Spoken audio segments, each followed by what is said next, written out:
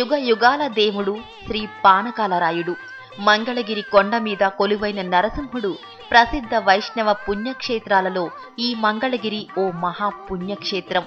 గుంటూరు విజయవాడకి మధ్యలో ఓ పురాతన పుణ్యక్షేత్రం.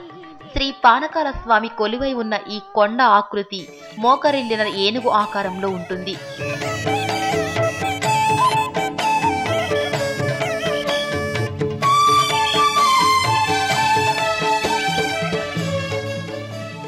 స్వామివారు స్వయంభుగా నిలిచిపోయిన కృతయుగంలో నమూచి అనే రాక్షసుడు బ్రహ్మదేవుని వలన వరాలు పొందాడు.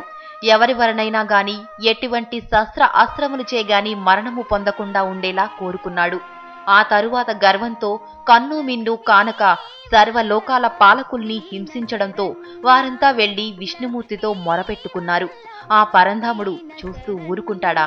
నేనున్నాను, భయపడకండి అని స్వామి అభయమిచ్చారు.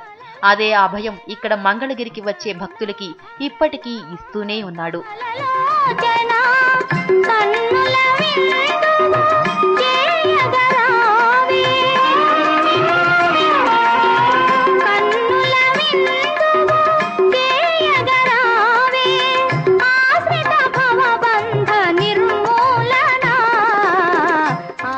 దేవతలకి రాక్షసులకి యుద్ధం మొదలైంది. మహావిష్ణు ప్రోద్బలంతో దేవేంద్రుడు పాలసముద్రపు నొరగతో ముంచిన సుదర్శన చక్రాన్ని నమూచిపై ప్రయోగించాడు. నమూచి పారిపోతూ తోటాద్రిలోని చీకటి గుహలో దాక్కున్నాడు. వెంటనే మహావిష్ణువు నొరగతో నిండిన సుదర్శన చక్రంలోకి ప్రవేశించి తన నిశ్వాసముచే ఆ దానవుడిని సంహరించాడు. ఇక్కడ తన ఆలయాన్ని సందర్శించే భక్తులలో తాపాన్ని హరిస్తున్నాడు. సుదర్శన చక్రం నుంచి త్రినేత్రములు కలిగిన నరసింహుని రూపంలో ఉగ్రరూపుడైన శ్రీహరి బయటికి వచ్చాడు.